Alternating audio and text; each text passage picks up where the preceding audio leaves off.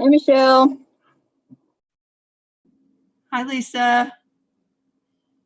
Good luck tonight. I hope it goes better than last time. Hey, we're all flexible. Hello. Thanks. Hello. Sorry, I'm eating, so I'm going to turn my video off until we're ready to go.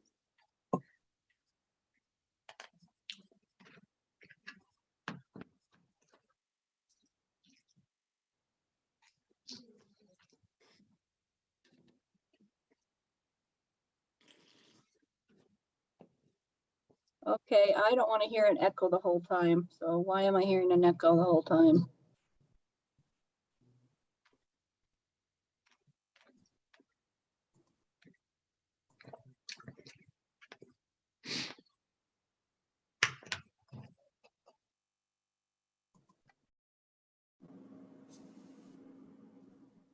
Is somebody not muted? I wasn't. That was me chewing. Sorry. Oh, nice. That's not my problem. I'm hearing like a 30-second delay of everything we say.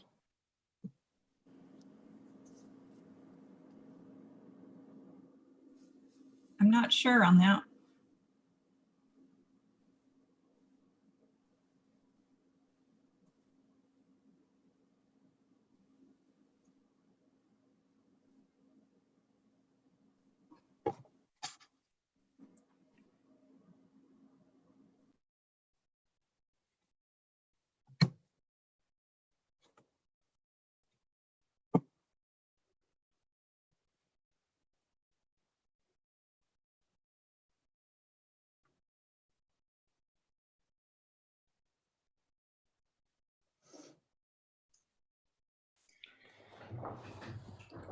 Hi, Lisa. Hi, Michelle. Hello. Hi, Jamie. How are you both? Doing good. Good. Super. Just hunkered down here in the house, that's all.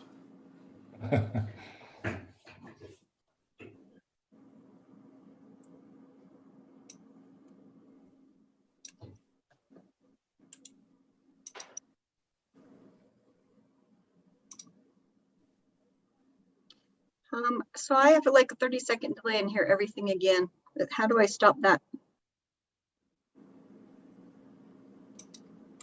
Like if I say hello to Jamie, 30 seconds later, I hear myself say hello to Jamie.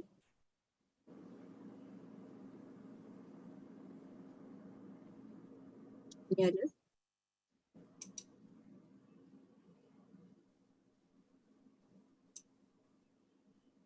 As far as I know.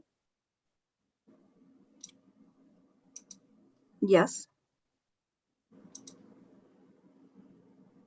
Somewhere. Okay, so I need to close that out wherever it is. Oh, perfect. Thank you. I knew there had to be a way. Thanks. Bye.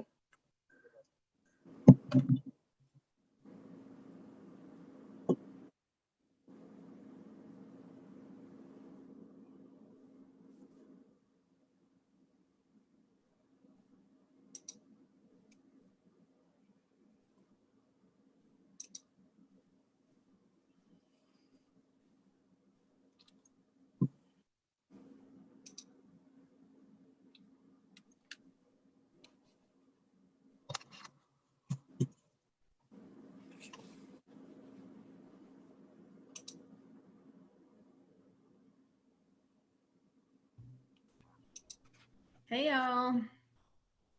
Hi.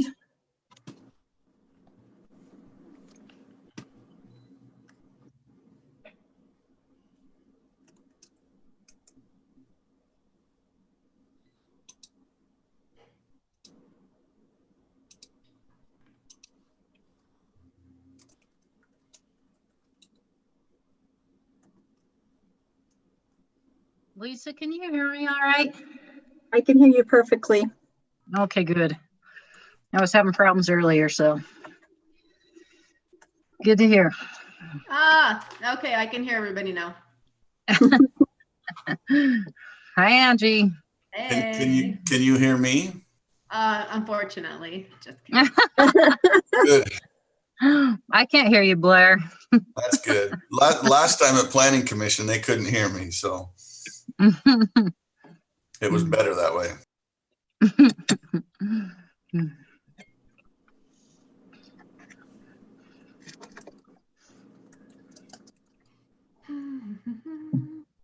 I have my phone with me, so if anyone has something they need to say, you can text me because I can't pull up the chat or it will be part of the record. Okay. And I don't know what it will be, so I don't dare to open it. You're just protecting us, huh? Thanks, Lisa. Well, you know, it could say something. Who knows what it could say? It could be scary.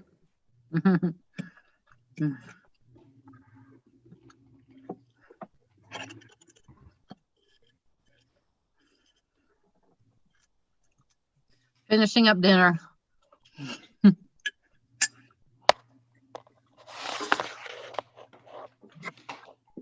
I know Barry was going to get in, and David, I imagine. So there's still a couple more.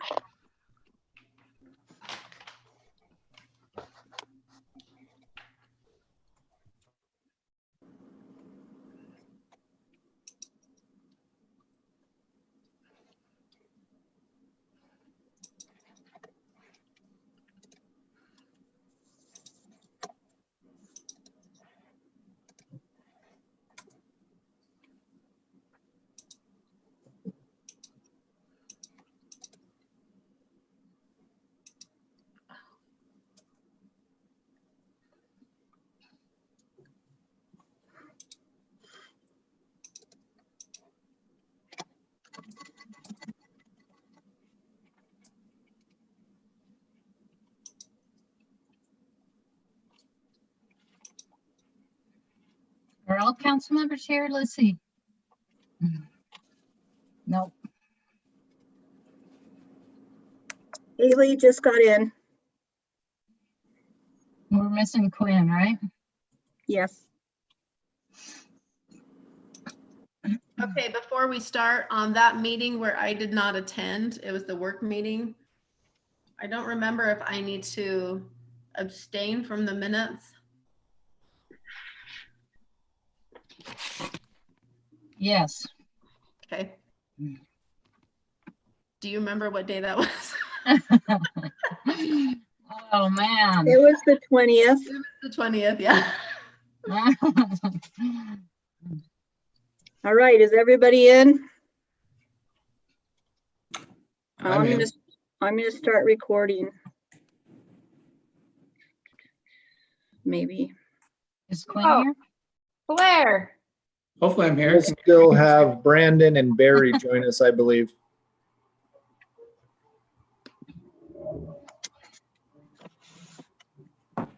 Hey, Blair. It's coming along Blair. good. Got a ways to go, though.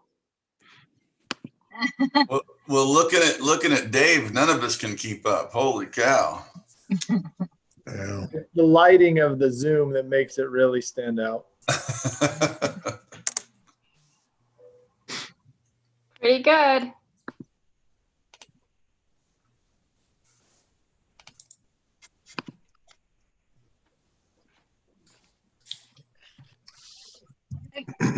Oh, see Quinn. Here. He's there. Come on there. You may need to Hear me? expand your screen. He's kind of. I'm just looking at the participant list. He's host.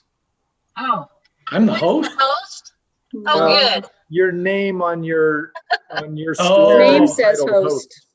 Oh, You can my change wife that if used, you want. wife used my computer and changed it. Let me do that.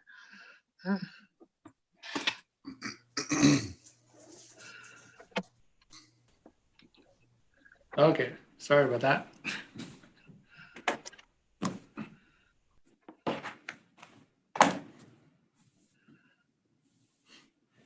All right. So are we live now? Yes, we're ready whenever you are. Okay. Welcome, everybody, to our South Weber City Council meeting of November 10th, 2020. It's 6:01 p.m. and all council members are in attendance. We'd like to welcome everyone else who's joining us via YouTube. I just want to remind council members, if you want to make a comment, if you could go to the participants screen and just in the bottom right hand, it says raise hand. If you could do that, I'll try to watch the screen and make sure that way we're not trying to talk over each other, and things hopefully will run more smoothly that way. So we will begin with a pledge of allegiance by Councilwoman Alberts, and then a prayer by Councilman Soderquist. Please stand for the Pledge of Allegiance. Oh, 1 second.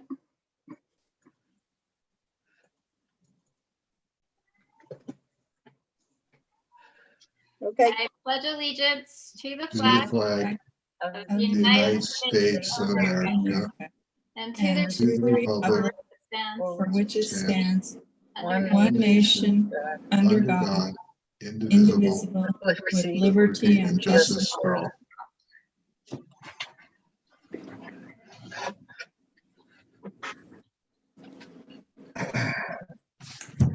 Our most gracious Father in heaven, we are grateful this evening for the opportunity to meet as city council and city representatives and staff. Grateful for this good city and the good people that are in it. I'm grateful for the opportunity to work together to prepare for the future and address current issues and needs. We pray for the continued blessing to be with all those who are on the front line with the coronavirus needs and issues. We pray that that will guide and inspire the people that are out there. Also, we ask for thy blessings to help diminish its impact on our society and communities. We pray for thy blessings and guidance this evening, that we'll be able to understand and communicate with one another very well, be able to make good decisions for our city and our citizens. And we pray for these things now in the name of Jesus Christ. Amen. Amen. Thank you, Councilwoman Alberts and Councilman Soderquist. If you'll bear with me for just a minute, I need to read, since we are joining virtually tonight, I need to read order on public meetings of the South Weber City Council. I, Joe Schoblum, as mayor of South Weber City, do hereby find and declare as follows. Due to the emergency conditions which currently exist in the state of Utah, and specifically in Davis County and South Weber City as a result of the COVID-19 pandemic and a recent surge in COVID-19 infections across the state and in the Davis County, the holding of public meetings with an anchor location as defined in the Utah Open Public Meetings Act presents a substantial risk to the health and safety of those who may be present at the anchor location. And the risk to those who may be present at an anchor location can be substantially mitigated by holding public meetings of the City Council pursuant to electronic means that allow for public participation via virtual means. And the city has the means and ability to allow virtual participation in the public meetings in accordance with the Utah Open and Public Meetings Act. Now, therefore, based upon the foregoing, for 30 days from the date of this order, meetings of the South Weber City Council shall be conducted by electronic means without an anchor location. This is on the 9th of November, 2020. All right. We'll begin with a Corona update. Governor Herbert declared a state of emergency as a result of a high number of COVID cases and hospitalizations, which are overwhelming our healthcare system. As part of this, masks are mandated throughout the state outside of the immediate household. For the next 2 weeks, there'll be no social gatherings outside immediate households. All college students meeting for more than one class per week need to be tested every week. Businesses will remain open. So the South Weber Family Activity Center will remain open, but all patrons are required to wear masks throughout their stay there. There's a 45% increase this week of cases in Davis County. Oh, there were over 300 cases in one day last week, and averaging close to that. Contact tracing is taking a back burner. Contact tracing, because Davis County Health is now operating at capacity. The fastest growing age group for COVID cases remains the age group 15 to 24. Davis County is averaging 3 deaths per week. The positive test rate is at 18%. That means of all the tests taken, 18% are positive. 2 months,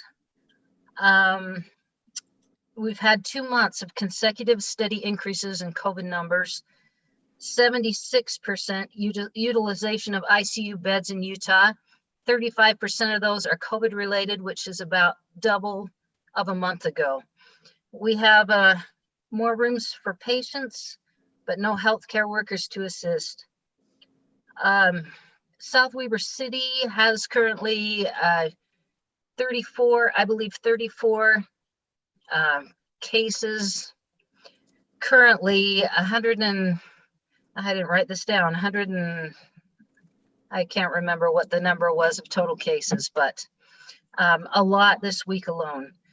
On a positive note, Pfizer has a vaccination they're claiming with over a 90% success rate. It would, we would be given 2 applications and they would last a year.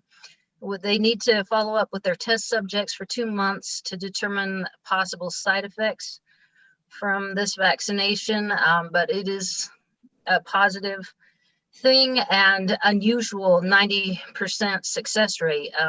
If it's over 50%, oftentimes it's considered viable and can be used. So that's promising.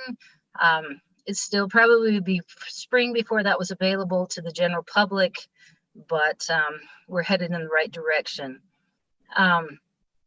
We have more rooms for patients in our hospitals, but there's no healthcare workers to assist them. And so that's the problem that we're having, and that is why we have this state of emergency. That is all I have on COVID. And so we will move to public comment. Do we have any public comment, Dave? We do No, not. we did not have anybody registered for public comment today. Okay. All right, then hearing none, we will move to our first action item, which is the approval of the consent agenda, which consists of the October 13th, 2020 minutes and the October 20th, 2020 minutes. Are there comments or questions?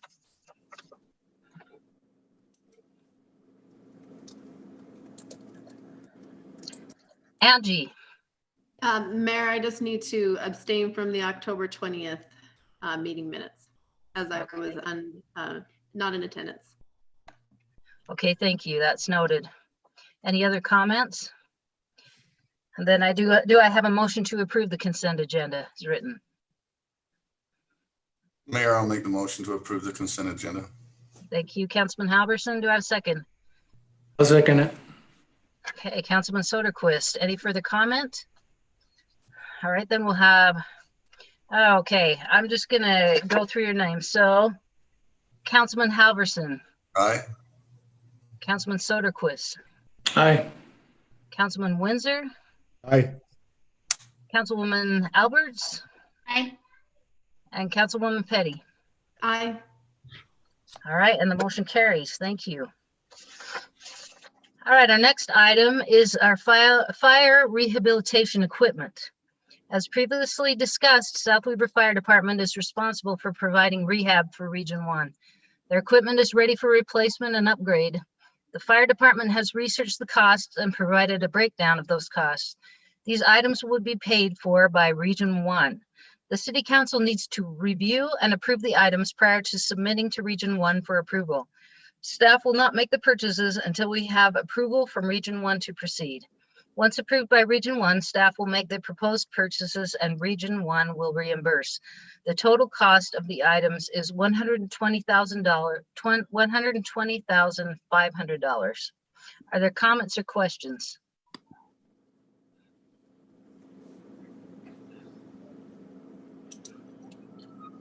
Okay, hearing none. Councilwoman Petty. So I know when Derek made this, Chief Tolman made this presentation to us a few weeks ago, we discussed how long the time frame would be, but once, or upon the council approving these items for purchase, and we have approval from Region 1, how long does it take for our reimbursement? It was fairly quickly, correct? Yeah, he said 7 to 10 days, and it's usually quicker than that. But they have them within 10 days at the longest. So That's Fantastic. Chief Tolman, by the way. Thank Thank you. you. And Councilwoman Alberts. Yeah, I was just wondering about our current equipment that we have. Will that just be declared surplus? And does that go back to them, or does it come to us?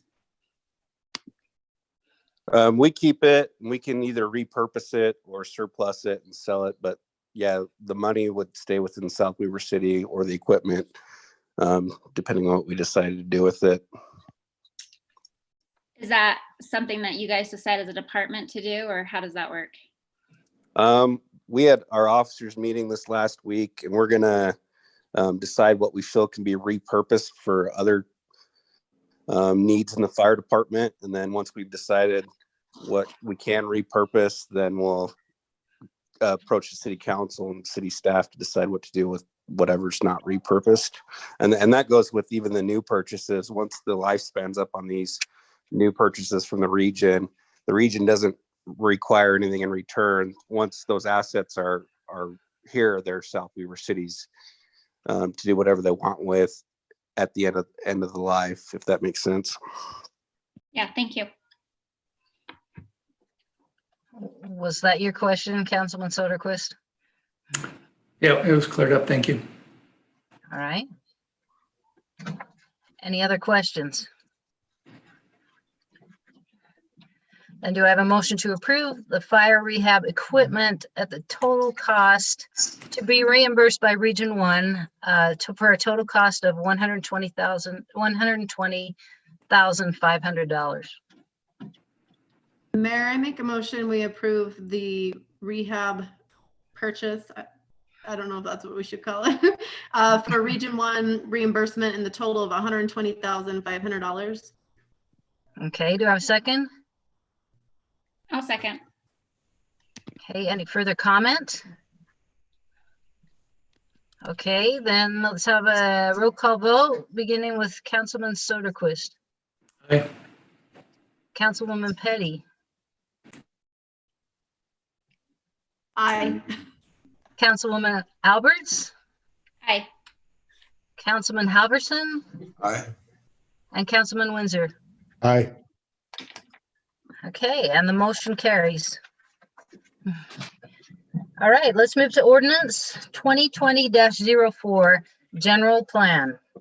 Planning Commission began reviewing the general plan in early 2019. A survey and open house were held with the recommended changes in October 2019.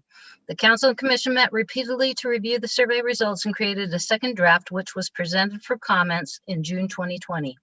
On September 10th, 2020, the PC prepared the third draft and held a public hearing on October 8th, 2020. Council reviewed the third draft on October 27th of 20 and made several amendments. Council tabled the item until the amendments could be put in place and the final product reviewed. Are there comments or questions?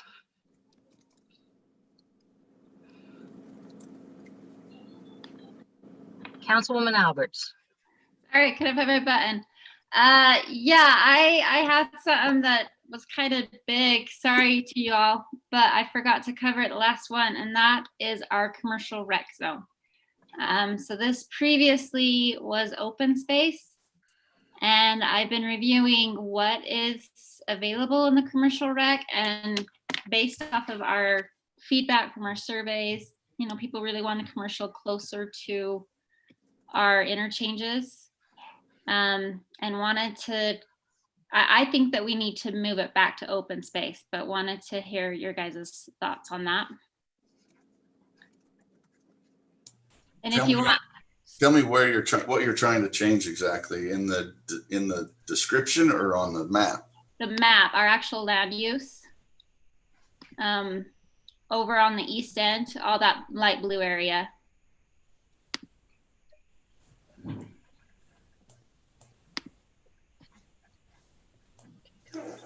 I'm trying to find our packet. Sorry, 1 second.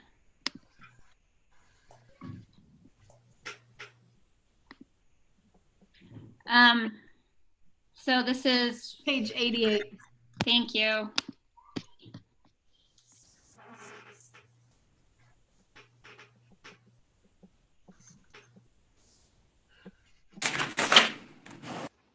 All of that in our restricted area. And I have our uses pulled up that are currently available in commercial rec, and I'm not sure if this is anything we want to allow to come in those areas.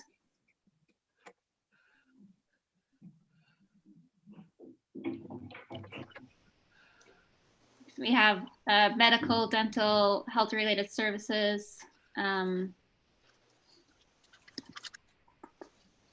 public and private use buildings. I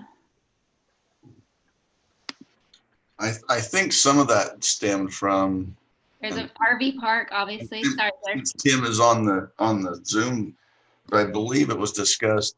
The reason we did that was because there could be trails or bike things or things that were commercially rec oriented. Maybe not some of those uses that you just talked about, but it was discussed in the planning commission, if I remember correctly, that it was talked about some kind of commercial recreation in those areas. Yeah, exactly. That was the intent. But again, as we know, whatever is permitted in the zone is what goes there. And so. But isn't that why we're redoing those zones? Well, I'm just wondering, do we want to have any of those? Do we want to have another soccer complex, another RV park? Is there anything in the commercial zone that you would want that would be a recreation commercial? Obviously, a trail isn't commercial recreation. So what would you want in the commercial recreation area? Because a lot of these uses, I mean, we didn't want, according to the survey, they didn't want commercial anywhere outside of the interchanges. So do we want dental offices over there? Do we want, there's a lot of non-commercial items here. What do we want over there? There's retail sales and general merchandise. There's a lot of. I think that goes back to my point, though. I think those things need to be taken out of what all of us think of as commercial recreation is not a retail space, is not a dental office, that needs to be changed. And I don't have a problem if someone did a BMX track over there or whatever and charged for it or what. I mean, some of those things I don't have a problem with, but it's truly recreation. They can't build a soccer complex over there that I'm aware of the way that's set, but I think we'd take care of it because we'd have to rezone it anyway. Hopefully our ordinances are put in place by then. Hey, are you more on the east or west end? It's on the west end. The west end? Yeah, it's that light blue area. Right, with the pluses all over it? Yeah. Mm-hmm. Right, okay. So, I mean, a lot of this, and then some of this comes back to the code committee we just had, and this is good for us to know.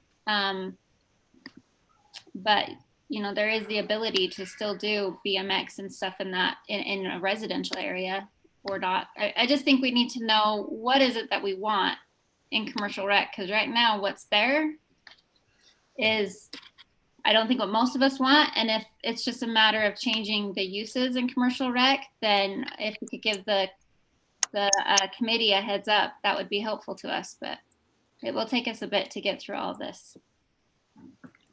Agreed.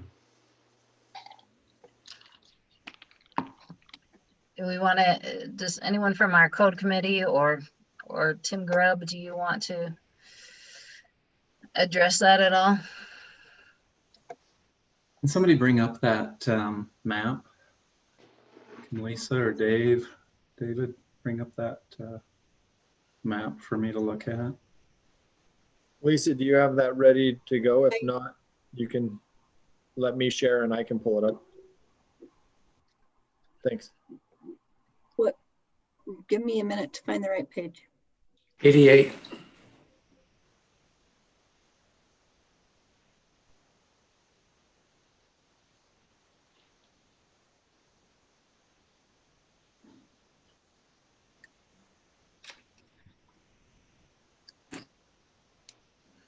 That's the area right there. Well, I'll just go with the short answer that I'm okay with commercial recreation there, but obviously some of those allowed uses I don't feel are a good fit for South Weaver. So I feel like that needs to be addressed in our code. But that would be something that would need to be looked at fairly quickly. So we're not put in a situation where there's something in our code that is allowed that we don't want. So I see the value in changing the code as quickly as possible. Can You know, you, and sorry. Sorry.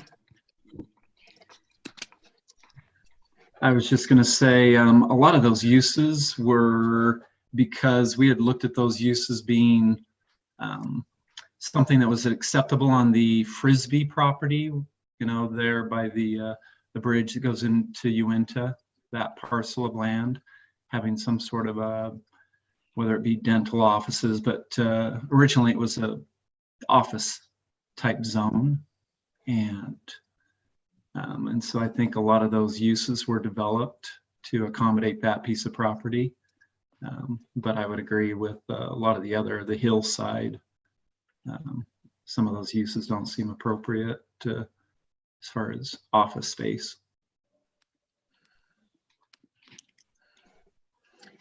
Okay, so should we give the code committee a charge to look at those uses as soon as possible and determine whether we want those allowed in that zone or not? Councilwoman Alberts. Yeah, I just was wondering if we could maybe get like Angie, you mentioned that commercial rec looks good to you, but what is commercial rec to you? So, well, like Blair said, like a BMX or something like that, where they would charge to utilize that would be commercial recreation. I don't think that we need to have offices, you know, dental offices or anything like that in there, but something that's actually recreation, if they're charging for it, that seems to make sense. And a small retail store as part of that, right? But nothing that has nothing to do with recreation, if that makes sense. And just to jump in, I mean, when you say we don't want another soccer complex, I mean, some people do, some people don't. I mean, it obviously doesn't fit this spot, but in that zoning, yes, those are the type of facilities that belong in commercial recreation. When you know, sporting complexes belong in that type of a zone. And that's where that would go. Whether it would get approved on some of those parcels is a whole nother question. But that would be my opinion. I think those are, I think when we met last time and Wayne, I think, brought up and said, well, what are the hot buttons or what do we want to do? I think it is just the uses in each of those zones that are the hot buttons. Just like with that right there. Sorry, Wayne. I guess that's a segue for me to go ahead and chime in. Sorry, Mayor, I didn't raise my hand. That's okay. All right, I'll literally raise my hand. It's a good discussion, and I believe the code committee has taken that up and will continue to take this up. We're looking at all the zones and all the uses in all the zones. It is a beast of an effort that we, as of today, have decided to be looking at on a weekly basis and try to make some headway on it. We will look at this. I believe commercial recreation is the right projected use, best and highest use for that particular area. But I do agree the uses that we have currently listed may not all work. We'll probably exclude some. I don't know which ones yet. We'll probably make a lot of them conditional so that they have to come back because they're more going to be over an acre in use. And some of the sensitive lands and things of that nature may require any of those uses be conditional. But we hear you. We will move forward on that. But to Haley's question, I think the projected zone is correctly applied to this map for that area.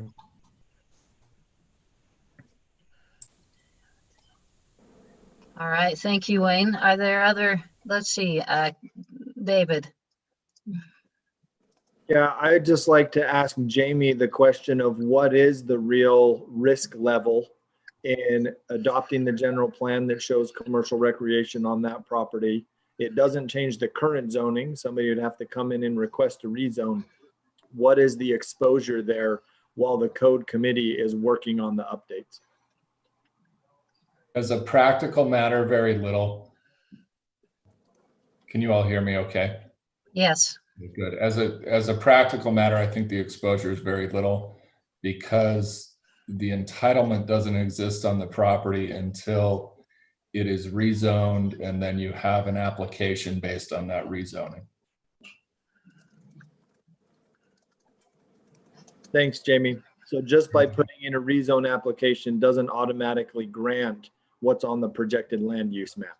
That's correct. There is a little bit more risk once it is rezoned, because then on whatever day a complete application is submitted, then somebody would have a vested right in that property at that zoning level.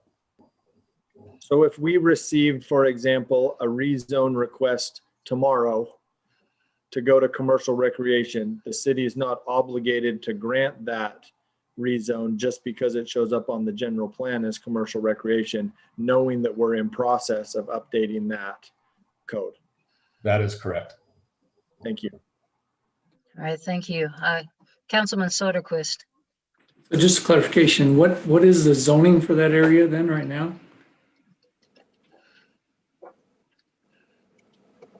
I'd have to look that up on the current zoning map. I think that it varies with agriculture and other, but let me take Okay. a look. So none of it is zoned commercial recreation. That's all just future. Correct. Other than the soccer facility, which is zoned commercial recreation. The rest is not currently zoned that way. All right, thank you. All right. Other comments or questions on the general plan? Would you like to see the zoning map? The current? Yeah. Sure. Councilwoman Alberts, did you have a comment? Yeah. Oh. Okay, can you hear me?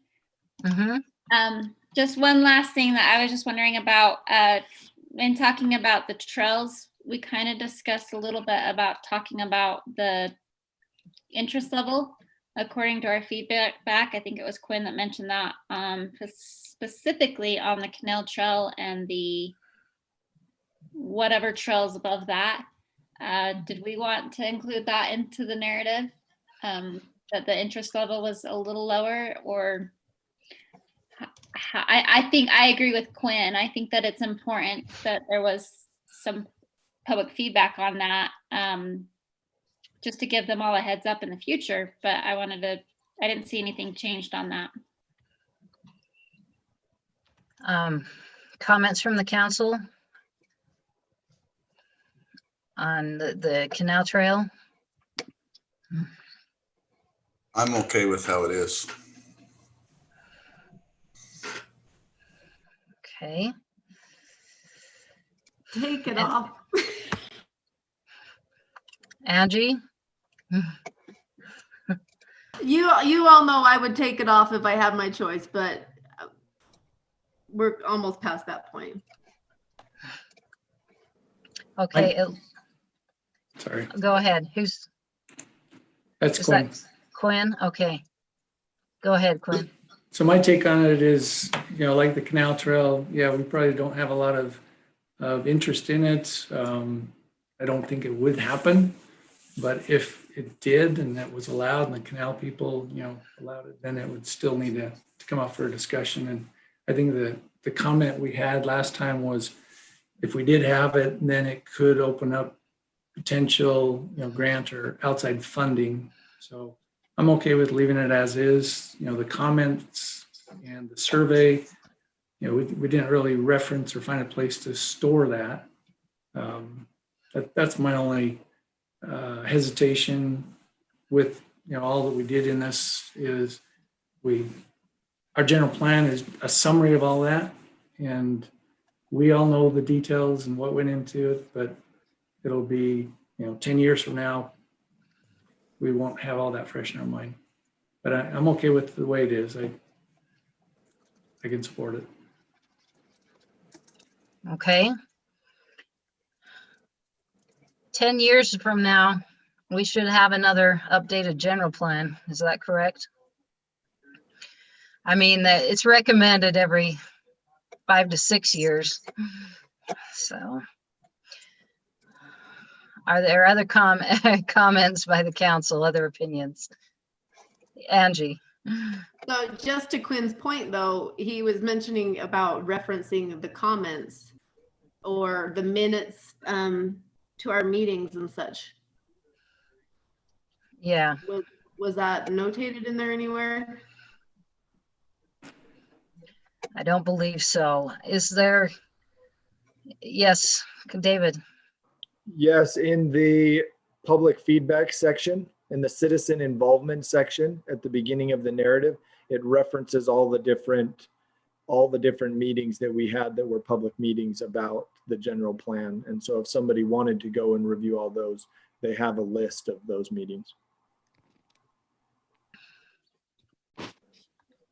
Councilwoman Alberts, did you have a comment? Just pertaining to that citizen involvement section, I would like to have included in there that there was significant feedback and to encourage those reviewing this plan in the future to review it. In reference to the trail or just in general? Just in that citizen involvement, it has all of the dates and everything. Just, at the end of all that, to say that there was significant feedback received from all of these meetings, the survey, public comment, and would encourage future leaders to review that.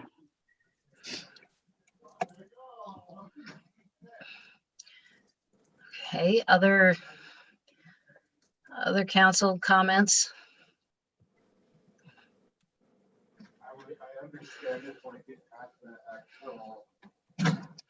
Are there other council members that feel that that should be added?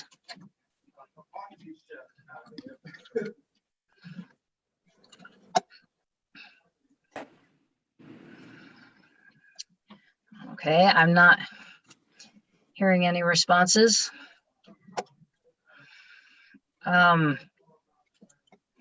Let's move on. Are there other questions or comments on other issues with the general plan?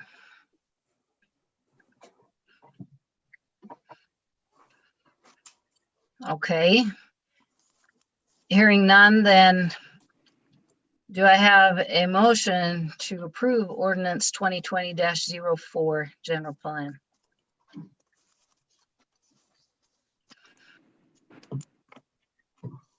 Mayor, I'll make the motion to approve the ordinance 2020 general plan as written, as presented in the packet. Seconded. Okay, Councilman Windsor and Councilman Halverson seconds. Any further comment? I'd just like to go on record as thanking the city involvement, the citizens, the planning commission, staff, and the city council for all the hours and time they spent putting this document together. Huge effort. Thank you. Thank you. All right. If there's no further comment, then we'll have a roll call vote, beginning with, hold on a second, Councilman Soderquist. Aye. Councilwoman Petty. Aye. Councilman Halverson. Aye. Councilwoman Alberts. Aye. And Councilman Windsor. Aye. And the motion carries unanimously. Yay. Everyone can take a deep breath. I too want to thank staff, council, and planning commission for all their hard work and patience. I also want to thank the public for their involvement. I'm sure that we've never had the kind of public involvement like Councilwoman Alberts has said in any of our general plan updates. So my hat goes off to the public as well. I this has been going on for nearly 2 years now. And so I think we have a good general plan. It's been a long haul and a long process, but I think we have a good updated general plan. And I personally have gotten a couple of perks from this. And I just like to make you aware that I have a great tasteful addition to my wardrobe. For one, compliments of Kenny Carson. So thank you, Kenny. And I also have got a nice new wall hanging for my living room. So I did kind of score there. So, but thank you, everybody. And it looks like Dave Larson would like to say something as well. I think everybody on the call probably just felt a nice little exhale other than staff. So we are at the beginning of a planning process rather than the ending. So that everybody knows now that the general plan is adopted, staff will begin work on the subsequent layers of planning that take place after that, starting with capital facility plan. So we've already, as staff, talked through next steps on that, and we'll be getting together quickly to begin the remainder of the planning process. It's an ongoing cycle, and this is the beginning of that rather than the end of it. But kudos to everybody involved. I repeat that as well. That really is awesome. It was a great effort. All right. Thank you, Dave, and best of luck with that. So, all right, let's move on then to Resolution 2020-44 City Manager Contract. David Larson became the South Weber City Manager on May 14th, 2018. Prior to coming to South Weber, David worked for Pleasant Grove as assistant to the city administrator for 6 years. Dave Larson's contract with South Weber City is set to expire in May of 2021. South Weber City staff, council, and planning commission have been very satisfied with the work David has done in the past 2.5 years. There have been a number of city manager positions open up recently around Davis and Weber County. As the council has unanimously expressed a desire to retain Dave as our city manager, a committee consisting of Jamie Blakesley, Mark McCray, Blair Halverson, Wayne Windsor, and I was formed to look at Dave's current contract and work to create a new contract, which was contained in your packet. So, are there comments or questions on the contract? Councilman Soderquist. I'd just like a general summary from the committee that put it together, any changes or adjustments and, the reasoning behind it. I support what's there. Just a little bit more background about it. If there's anything significant that you feel should be shared. Wayne or Blair, would you like to offer any comments on that?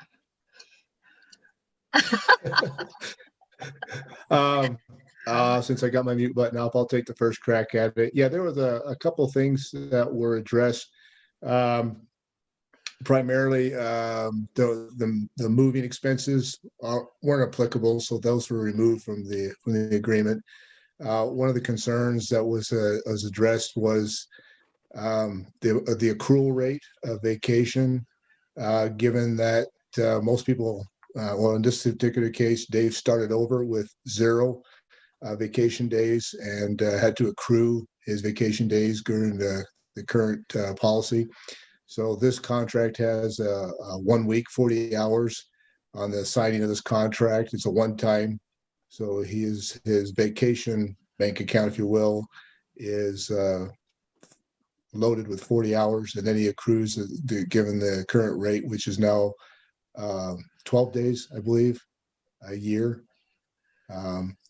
Outside that salary, we brought him to the midpoint or just above the midpoint of the salary range, which is, according to our salary survey, midpoint is the average of the comparables that we use, both like cities and next step up cities. We feel he's deserving of that salary for the work he's been doing. Those are the two ones that stuck out mainly for me. Blair, would you like to add anything? Did I miss? No, I think that was the main issue, mainly the hours but the salary was kind of the thing that we went back and forth on, because I think Dave's done a good job, but we are a smaller city. And so the comparables to like size cities, Dave is obviously sitting here, and I don't want to, but he's done an excellent job, and we'd love to pay him all the way up to the highest point of that. But with our city size, you have to keep that budget in mind. And I think this does both. Thank you. I appreciate the background. I appreciate all that Dave's been doing as well, and I support it.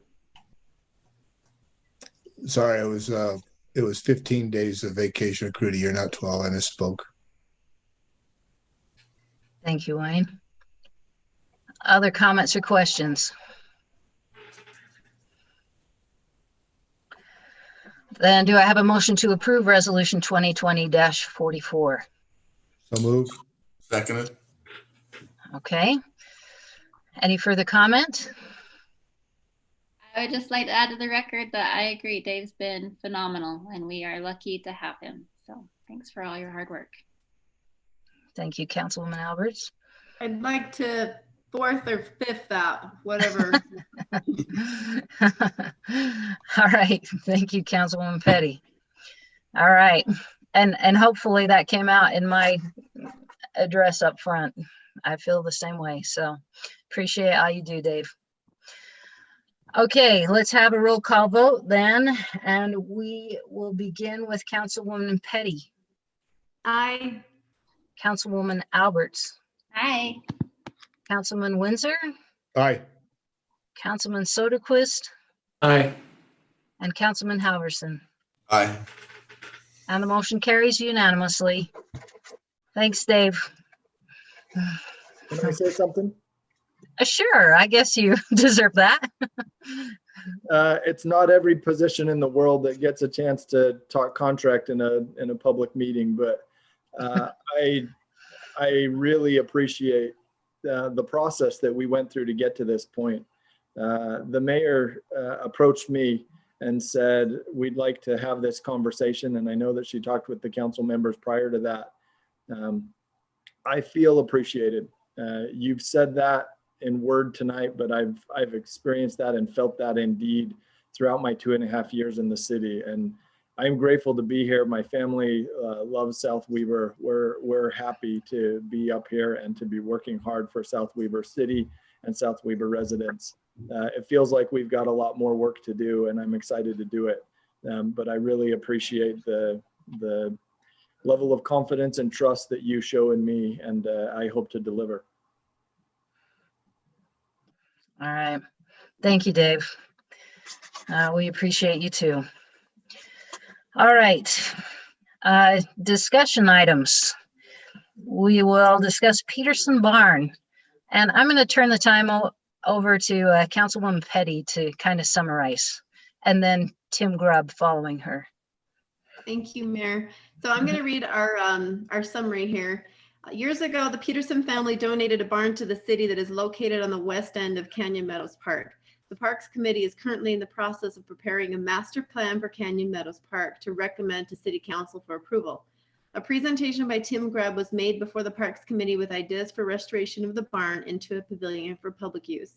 A discussion regarding the barn donated to the city from the Peterson family needs to take place before the Parks Committee can finalize the master plan for Canyon Meadows Park to be considered by the council. So things to consider would be the cost of restoration of the barn versus new construction, potential donation of funds from the Peterson family towards the restoration, topography of the area surrounding the barn, location of the barn, and overall use of the land. Thank you, Councilwoman Petty. To summarize that, we, if I can have Lisa or whomever share photos that were attached there to the addendum of the barn, and then the proposed drawings that were presented to us by Tim Grubb.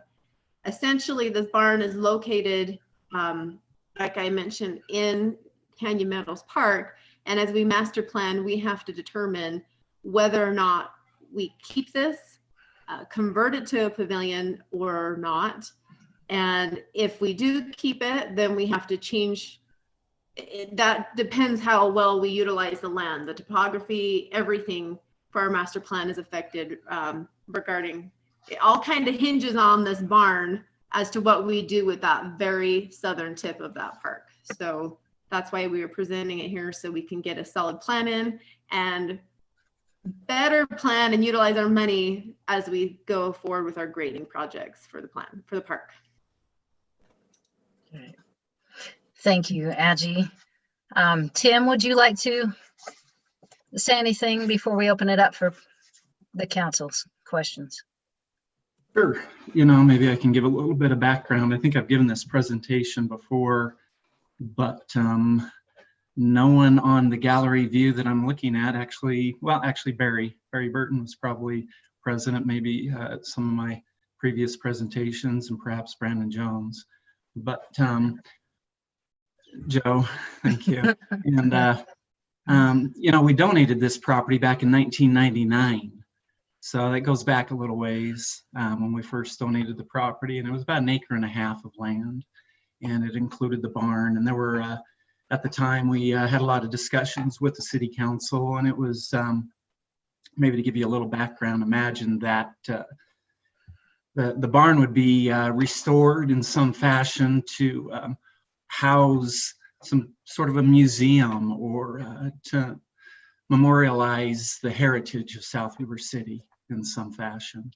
And so when I saw the invitation to come to the Parks Committee and I saw some of the plans that they had presented, it was a little bit different view from what I originally had imagined going there. And so I just wanted to give some background as far as the Peterson family and what they had thought on that barn. Of course, I don't know if any of you have had the chance to walk that 1.5 acres and the land around that barn very often, but the setting up there is actually quite beautiful. It's in the heart of the West End.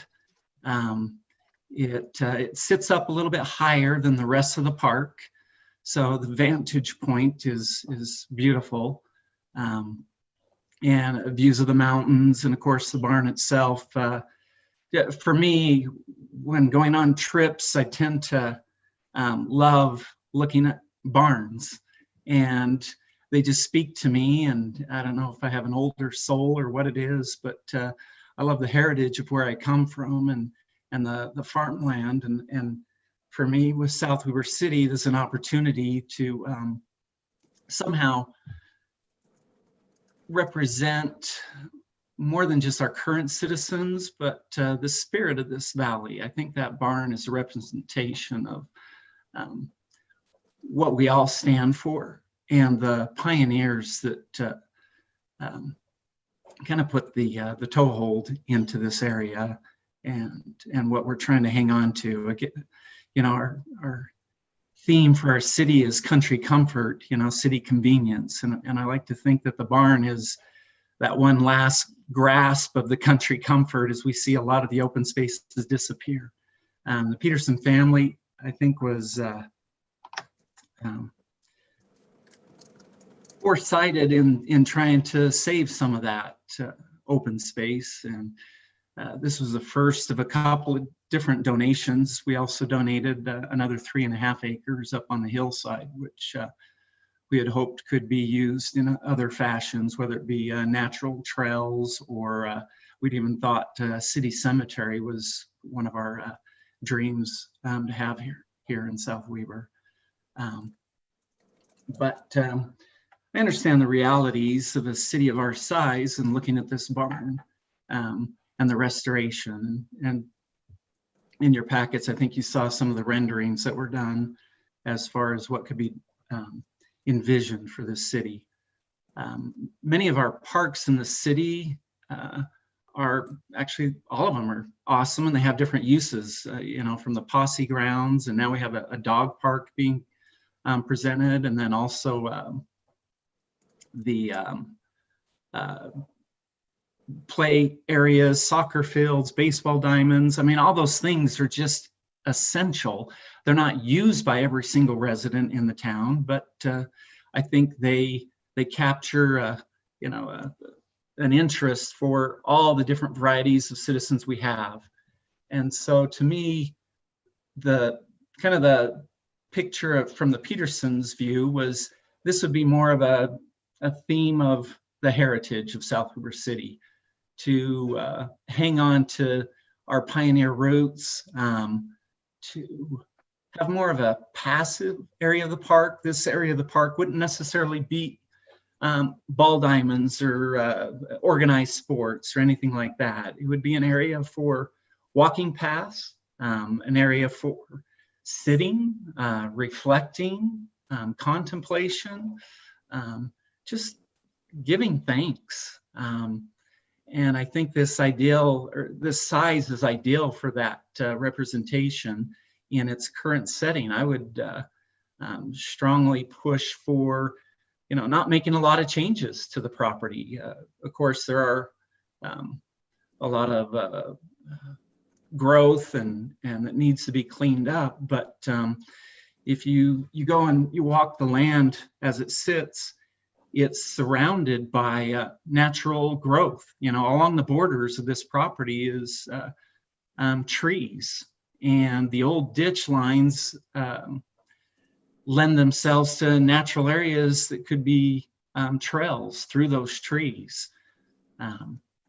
The park area, I don't know that we would want to change the elevations or topography. I would recommend just keeping it grass area, even if it was a natural grass that was just mowed and made with some walking paths through it. We'd even imagined that there would be areas for maybe neighborhood gardens or raised plantings. The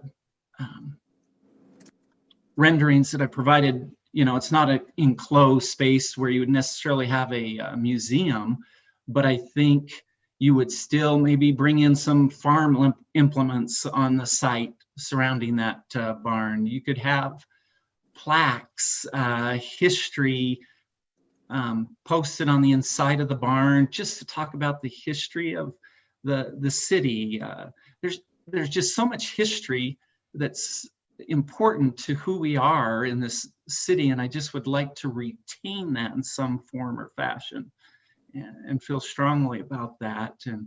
And I still think it can be used for cultural events. I mean, this area, this barn could be used to have any kind of art shows, cultural music, just a different type of recreation for our residents that isn't found in some of the other areas of our parks.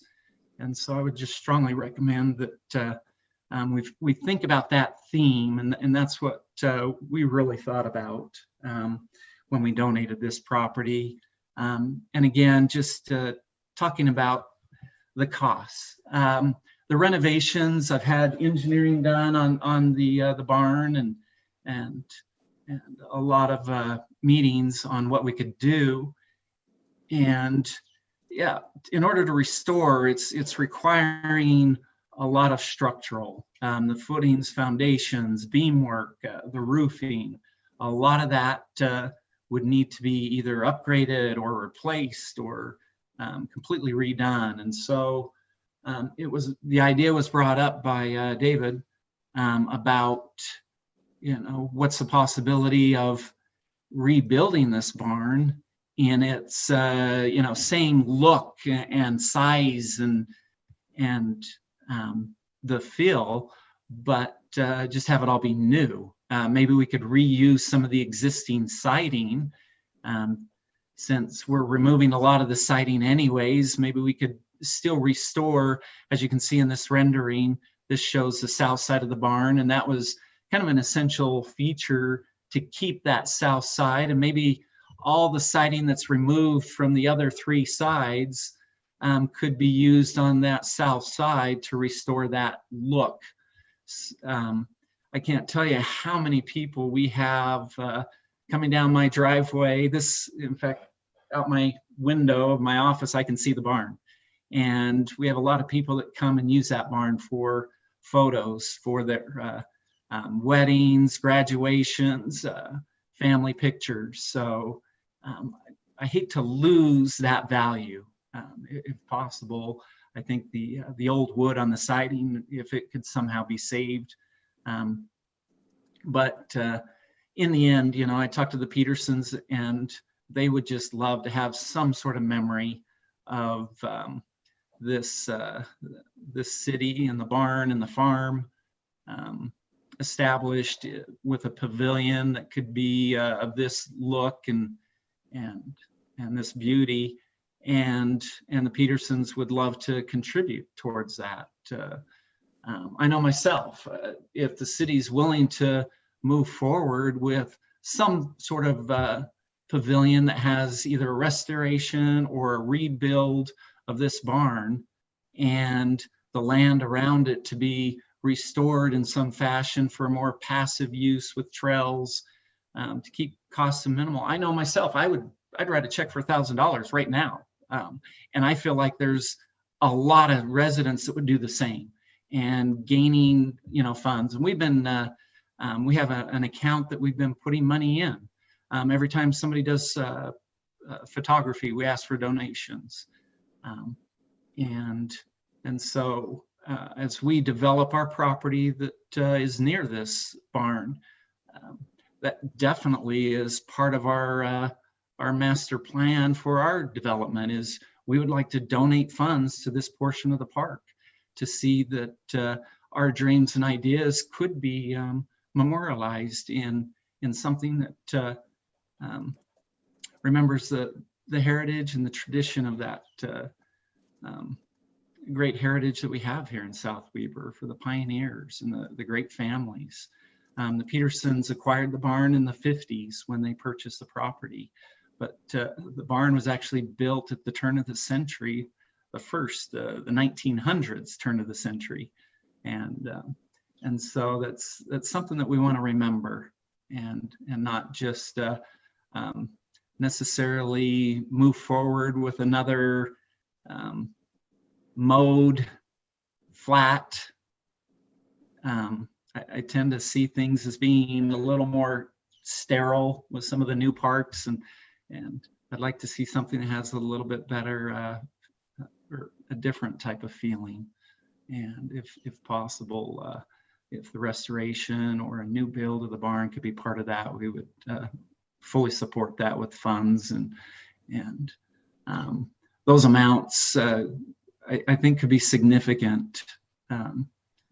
And I appreciate the time and letting me speak for the family and speak with all of you. And I'm grateful for your vision. And I think this small piece of land is part of the vision of South Weber. And let me know if there's anything else I can help with, and give the time back to you and for any questions you might have. All right, thank you, Tim. My family's actually been the recipient of using that barn for family photos, so I appreciate that too. It looks like Councilwoman Petty would like to comment. Thank you, Mayor. So as we have been discussing this, we realized there was an agreement that had been made between the Peterson family and the city when this had originally been donated, and it has been there's been a couple modifications and changes made to that throughout the years. One of them, well, let me back up. Part of the agreement says that this barn and the space on it would be used for, it would count towards open space when that land that Tim's referencing does become developed. So I just want that to make sure that if that is there on the record, that is part of that agreement that was put in place years ago with that. And as I have been looking at this and trying to figure out how to make best use of the park and our funds, as you are all aware, our park fund is not large at all. We do not have a large budget for this. So I very much appreciate this barn and its beauty, and I would love to retain that or turn that into a pavilion, but it would cost the city and our residents so much money to convert that to a pavilion or to design a pavilion based on this barn. And so I'm kind of throwing this out here, and this might be a little bit out of order, but I almost feel like in the effort of preserving our park funds, if this is not something that we can convert, the city then is liable to demolish this. And I would actually love the council to have a discussion to consider donating this back to the Peterson family. And then when they do develop, they can then do their open space plan however they want. It just is putting the city in a little bit of a sticky situation, I feel like, at this point. There's so much history with this going back and forth, and I don't mean to offend anyone, but regardless of how much this costs the city to demolish, because I don't feel like we'll be able to utilize it, that's money that's coming out of our parks budget that I don't feel is well spent.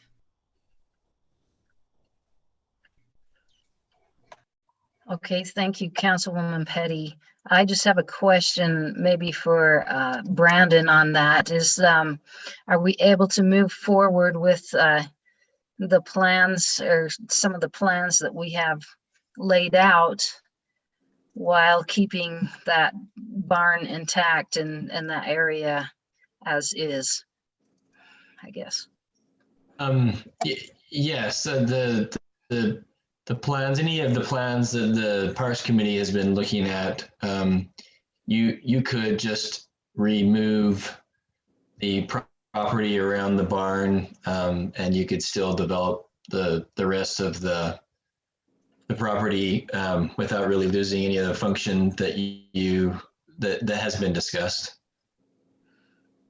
Okay, thank you. Does that answer your question? Yes. Councilman Halverson, you have a comment? Yeah, and maybe Tim can give me some background on this. I had never read the agreement before, and I was going through the addendums today. In one of the addendums, and I'm sure it may have been because at the time maybe Bran or someone understood the financial situation or what it would take to restore things. It references that they would want it to amend item 3 of the agreement. And item 3 was if the city did not find it financially feasible to comply with the request to maintain or restore, the Petersons hereby dismiss this requirement of item 3 and release the city of this obligation with the terms of the agreement. If the city council determines it is best interest of the citizens to remove the barn, then the city will put a historical monument or plaque. Was there a reason why that was changed, or what started that amendment? Do you know, Tim? Yeah, it was financial, as far as the city's ability, from the original conversations of this being a museum, we're talking probably hundreds of thousands of dollars to do that type of a restoration.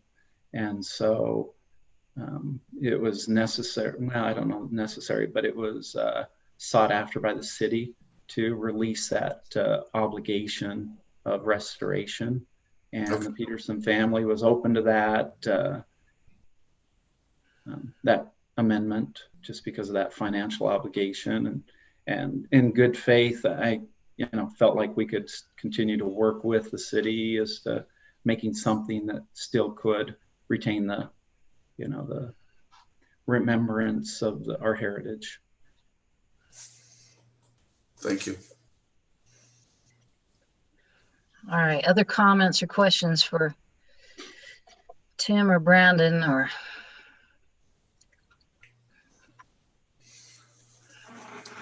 Councilwoman Alberts.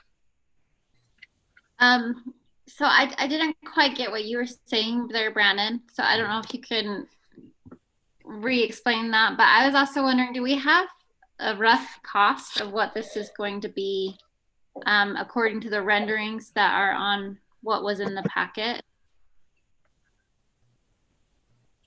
So there's the rendering.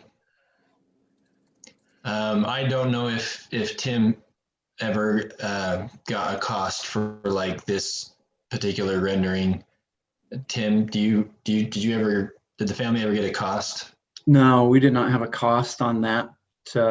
We had spoken to a number of contractors and continue to have feedback that a lot of this was actually going to be done through donations. We had a number of contractors that operate in South Weber City that have been willing to donate all of their labor to any type of restoration. So I don't have, to answer your question, I don't have a cost of that. I do know, and we spoke about this at the committee, that to do a restoration would cost more than to just build a new pavilion. Even a pavilion that looked just like this rendering would be much more cost effective.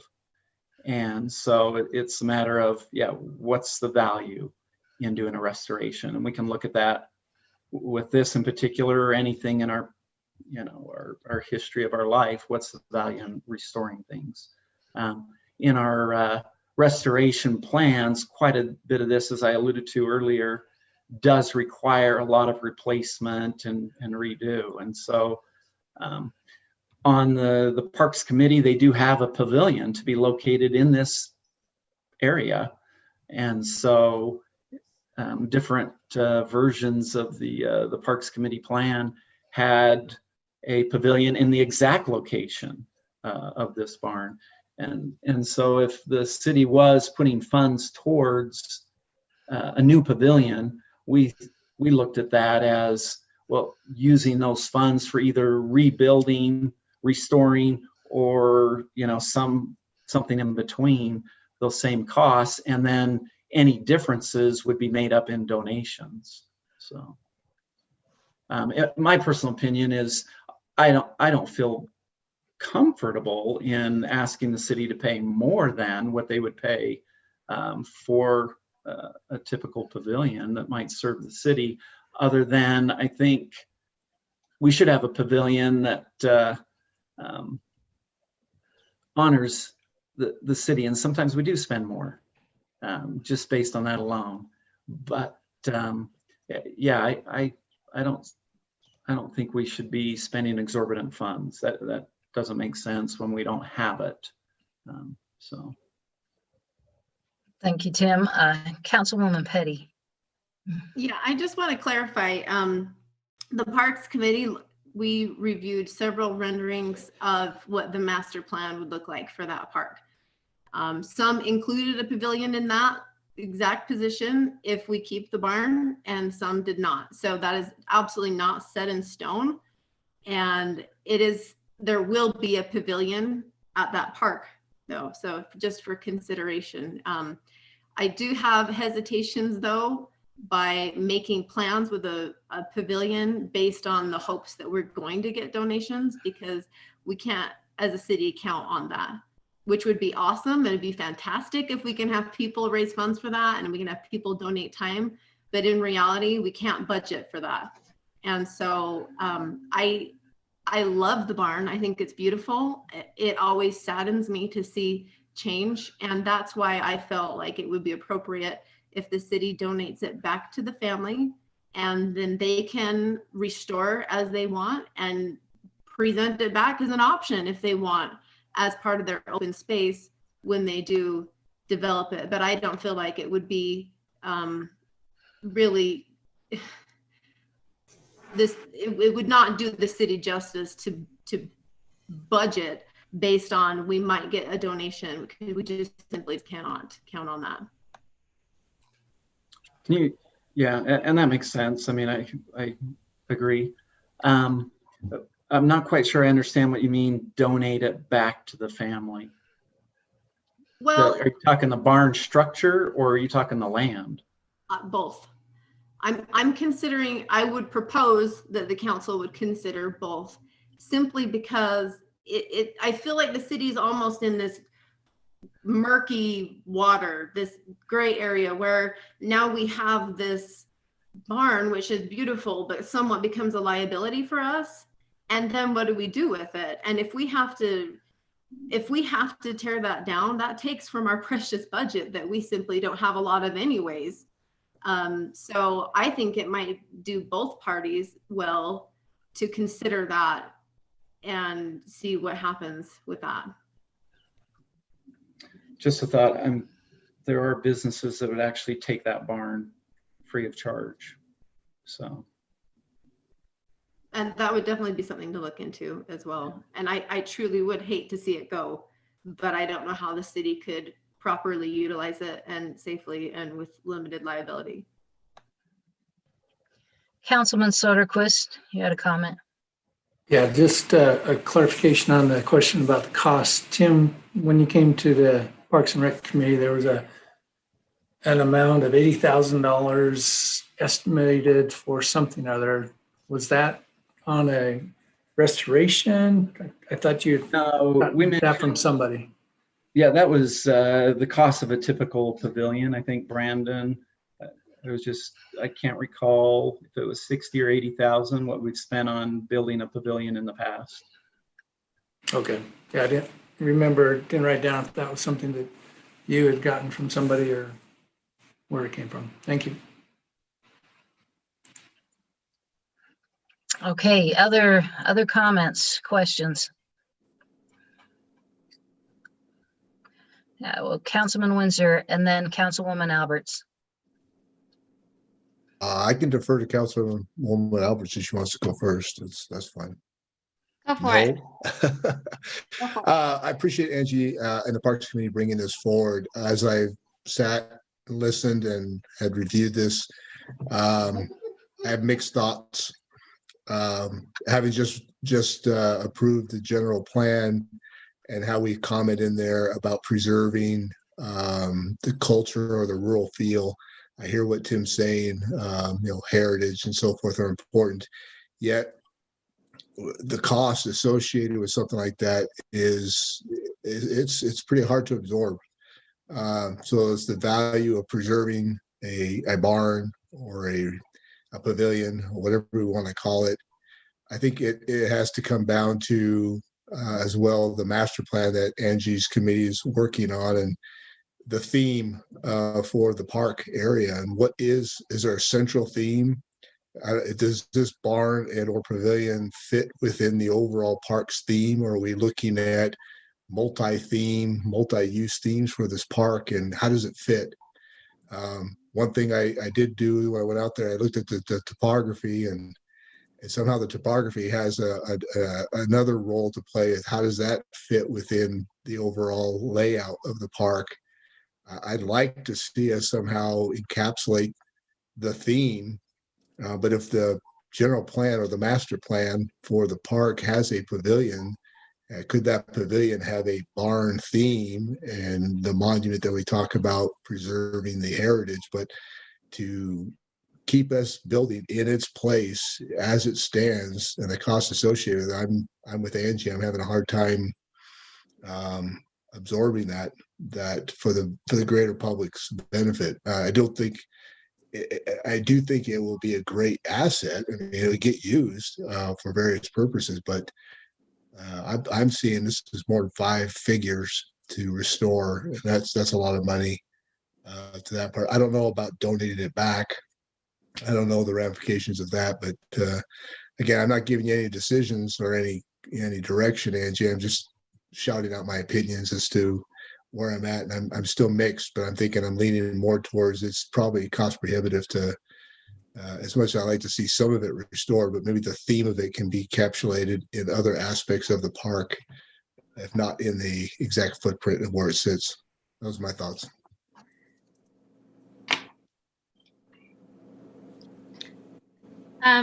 So I have a couple of thoughts, but just a quick question that somebody answered for me. What happens?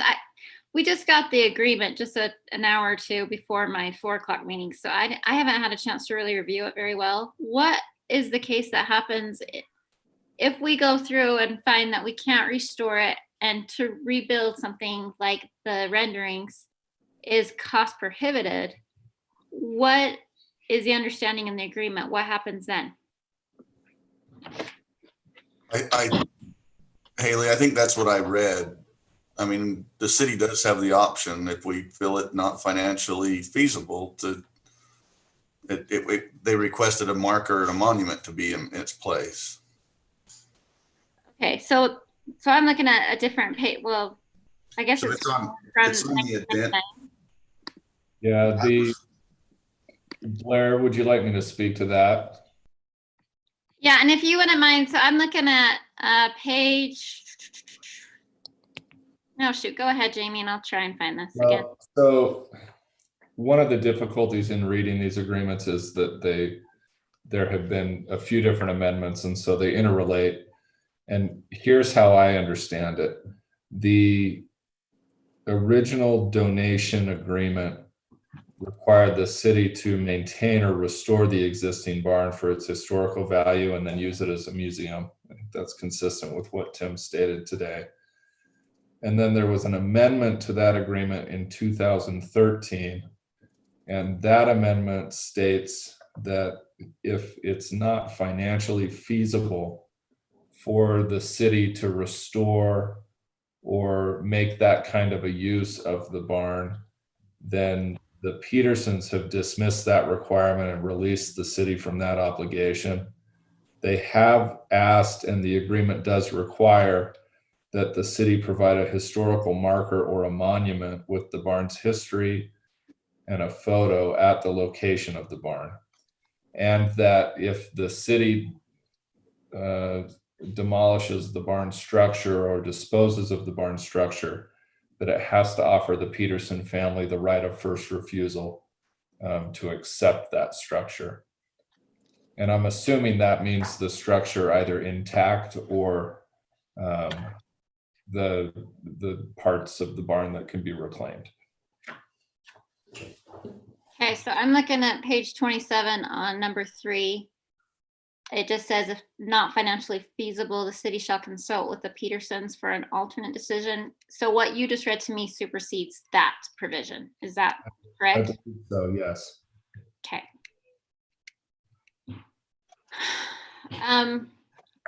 I agree. I feel like this is definitely going to be something that's going to really be significant in cost, whether to restore it or to build something similar in its place. I love that barn. I love the idea of the barn. Again, I haven't had a chance to really review through this agreement too detailed, but I have some concerns of what even a historical marker or marquee, again, that's park funds that we have so little of.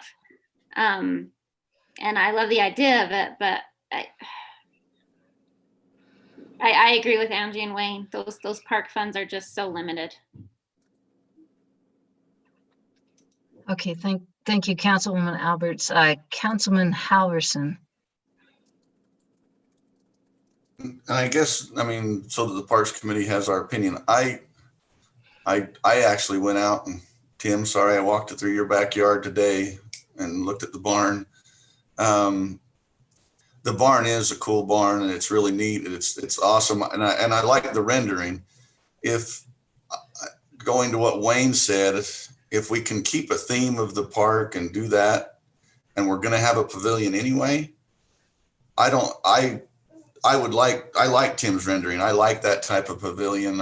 If we want it in that area, I think we owe that to the Peterson family for donating the property. I think that's a pretty generous donation. To just knock it down and do nothing to me is not what we should be doing as a city for a family who's donated so much to the city. And so if we're not, I agree, financially, I don't think the barn can be restored as it is. If we want to try to reclaim the wood and do something in a pavilion, or if we want to make some type of barn pavilion like he has in the rendering or something similar, I would be for that. And I think something in there, to their name up in that area would be great. I would lean that way. I don't think the cost of getting rid of this would be very significant. If we're going to completely get rid of it, obviously there would be people who would take the reclaimed wood in the barn or just for timbers to sell them. But I don't think the cost of removing the barn would prohibit the whole thing as was stated earlier. So I would lean that way to do something that would make it similar. Okay, thank you, Blair. Councilwoman Petty? I just wanted to respond to Wayne here so he kind of knows. We don't have a quote theme of that part of the park. As you recall, the Canyon Mills Park has the train track, and the other pavilion was designed after a train station. So, or excuse me, the restrooms were designed after a train station. Actually, the pavilion has that in there too. And so we could adopt the barn as a theme. That rendering though, something like that is beautiful. It would be definitely more expensive for the city to do something like that. As far as the topography, the barn sits between 5-7 feet-ish higher than the rest. And as we are going through making our plans for the master plan for the park, one of the options we have is like a walking trail. So if we keep the barn, whatever we decide to do with the barn significantly impacts what we can do as far as our walking trail and all of the facilities in there. So that's why we kind of have to have a decision so we can present this back to you. So as we go to spend all of our expiring impact funds, that we need to have this done kind of quickly. So as far as a theme, we don't have one. We just have a few different mixed uses on that end of the park. But I did have a question for Jamie. As far as the agreement goes, the reverter clause in section 6, it's on page 27. It's in there a couple times. It just says, if anytime the city should choose not to develop the donation as outlined herein, the ownership shall revert back to the Petersons, their successors or assigns. If the city has not developed the donation into a public park or recreation facility upon expiration of this agreement, the Peterson successors or assigns may notify the city of their intent to reclaim the property. So that was dated in 99. Is that still something that has not been changed as far as the rest of these addendas? I think that's been superseded by the 2013 agreement as it relates to the barn and the barn property specifically. And so I think the relevant paragraph as you consider the barn is, let me look in your packet so I can point you to the right page. It's page 17, item 3, when the addendum to the one I read before. Yeah, and it's in the June 2013 agreement, and let's see, it's paragraph 1 in that agreement, but it relates to item 3 in the earlier 1999 agreement. No, it's paragraph 3, reverting to item number 6, the reverter clause. Okay. Which page are you on, Blair? 17? 17. Give me 1 second to get there. So that was just extended for another 20 years from 2013? Yes, that's right. Okay.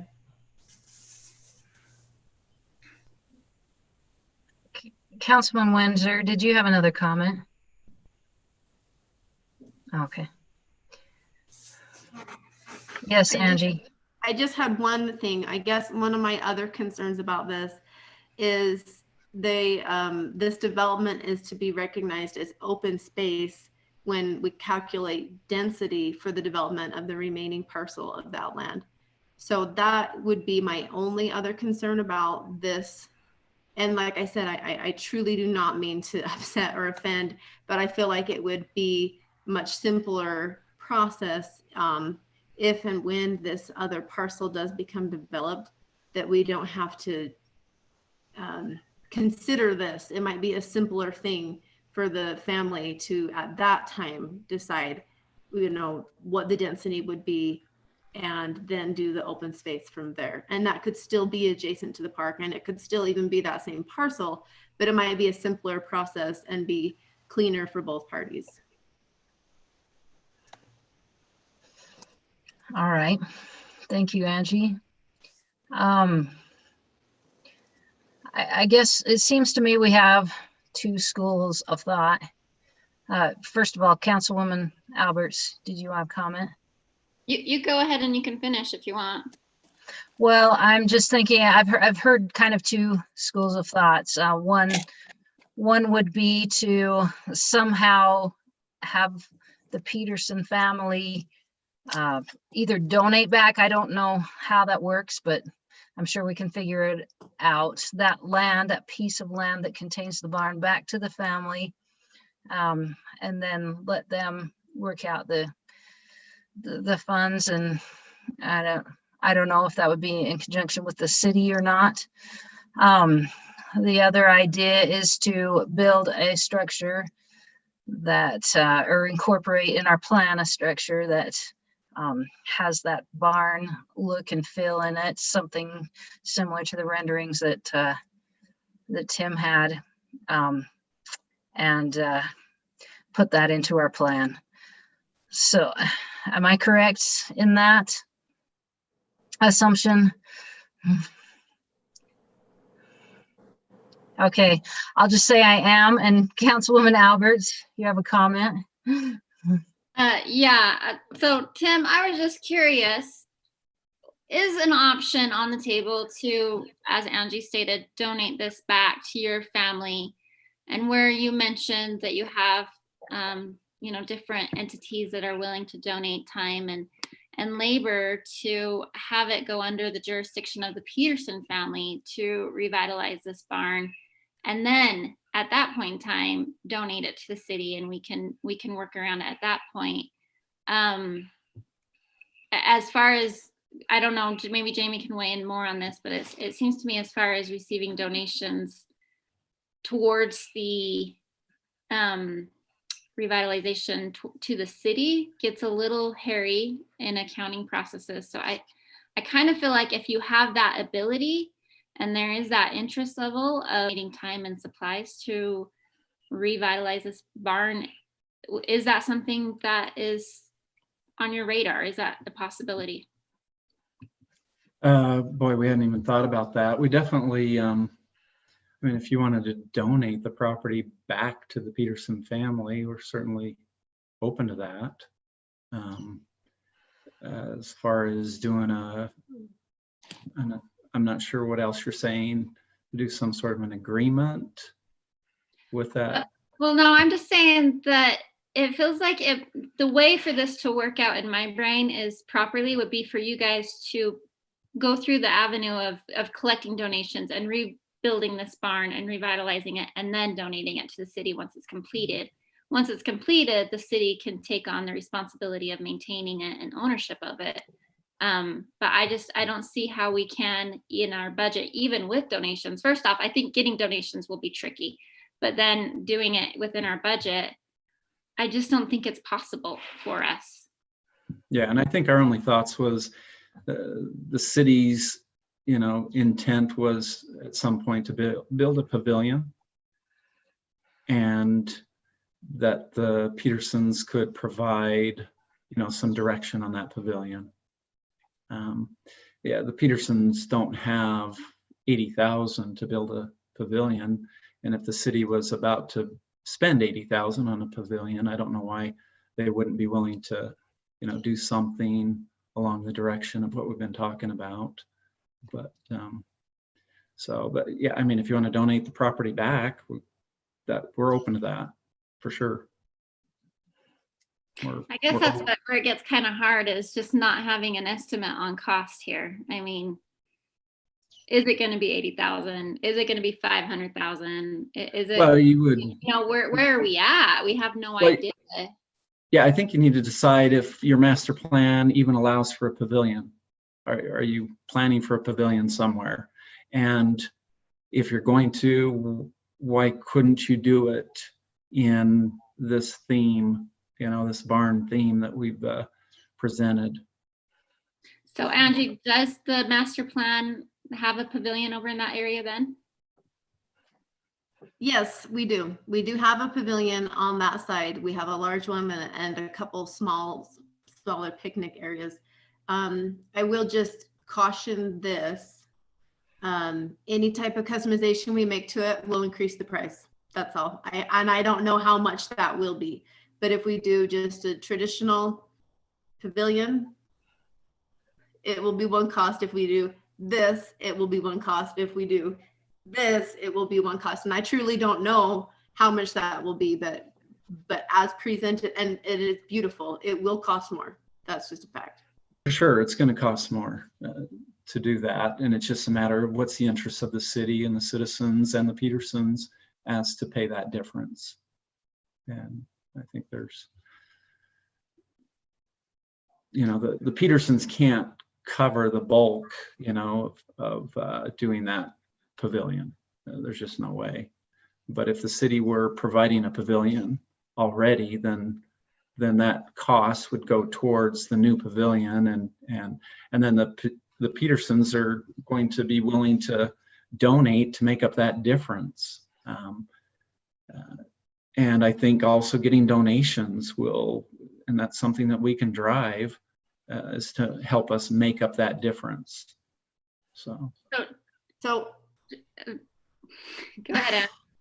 Okay, so if we went along with a barn theme like this, so you're proposing, Tim, that the Petersons could contribute to that, and I appreciate that. We have to have a decision made though. So if I don't know as the committee chair how much that's going to cost and what the difference is going to be, there may be a difference between what the city has budgeted versus what the Petersons can donate. And if we don't, we kind of just need to know what we're doing, because otherwise we will miss our opportunity for these impact fees and grading of the park. If we can do everything at once, it saves us significant money, and we are just trying to watch that budget. So again, like I feel it's really hard for us to say, yes, let's do a barn theme and let's go with this when we have no idea what we're actually committing to.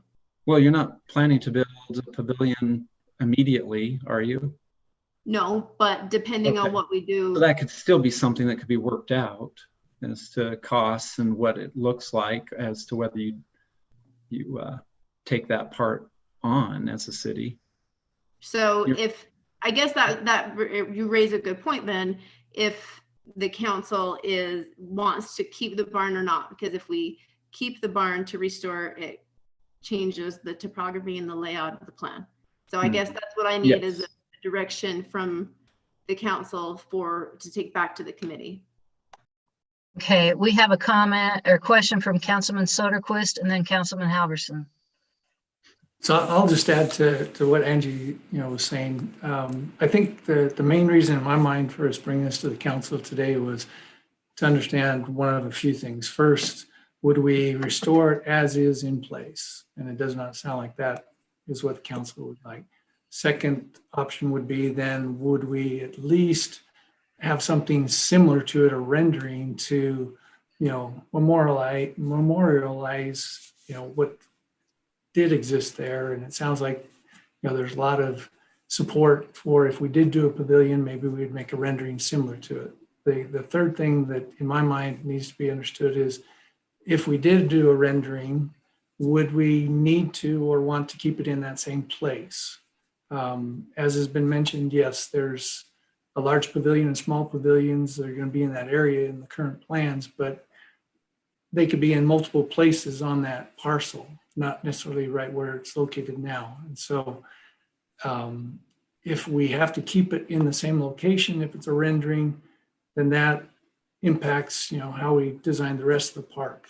If we can move it to, whatever is more suitable to the park, how the layout of the park, then that would be an option we'd need to know in our committee as well. So those are the questions I think that are coming, we're looking to get from the committee. I lean more to, doing a rendering similar to what's there. If we can use some of the wood, use some of the structure and rebuild, pavilion, possibly in the same location, but, if necessary, in a different location, that's what I lean towards. Okay, thank you. Councilman Howerson? Well, I think Quinn hit on a couple things I was wanting to bring up, but I mean, I think Tim's already kind of expressed that he understands that we're not going to restore the barn as is because of cost. That's why he's given us the rendering. And Tim, if I speak out of turn, tell me, but I don't think they're going to care if we move it 50 feet one way or another. It's the principle of it. And I think giving it back is a mess tax wise. I think it's a mess. How do you want to say it? I think it's a big mess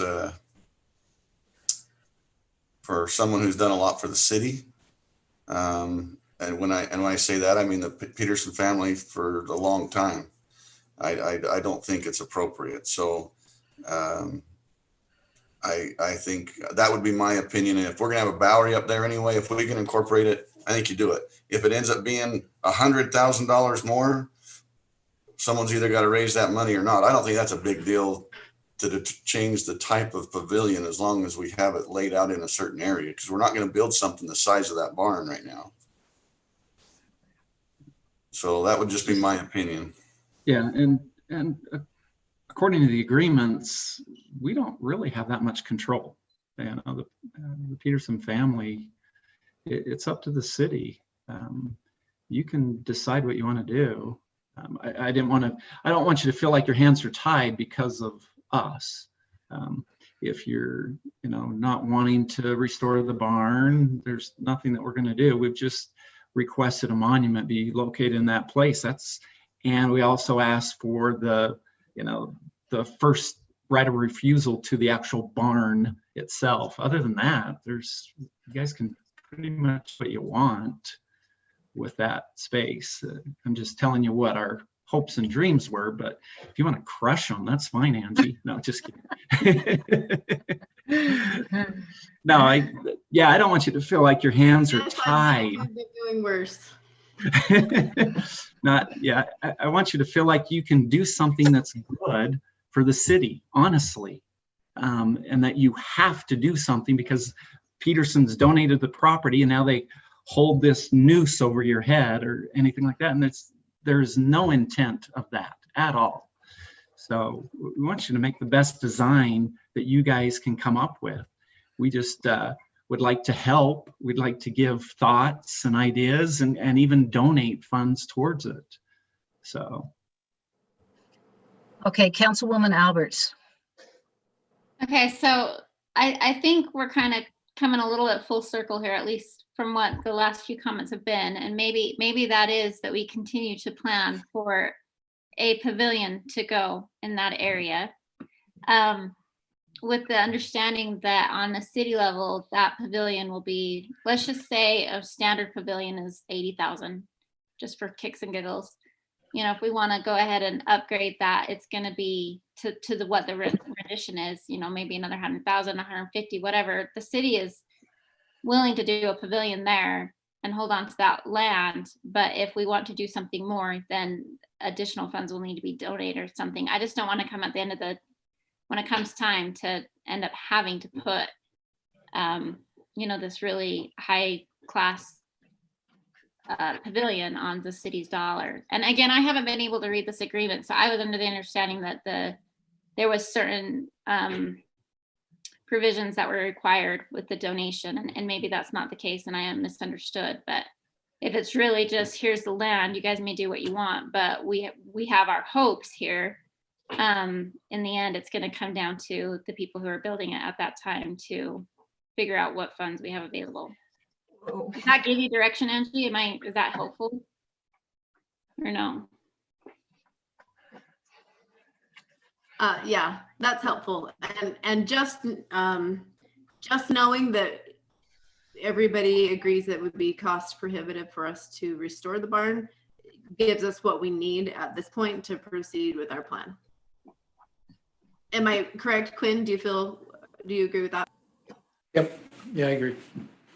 It's been a good discussion, gives us a lot more direction. Okay, so what I'm hearing is that we move forward with a pavilion in our plan, not just a larger pavilion, square, rectangle, or whatever. We plan to pay for that price, and then whatever donations are made by Peterson family and others, that we can build into that pavilion when eventually we do build it.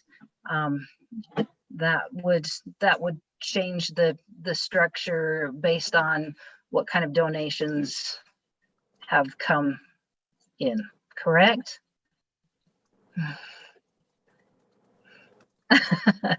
I see some nods. Dave, does that, and Brandon, does that give us clear direction? Yes, we'll update as far as the committee's work. I think what you're referring to is we'll take that direction and update some of the options. Really, the one option that the committee is trying to create that would be a preferred option based on all that they've looked at.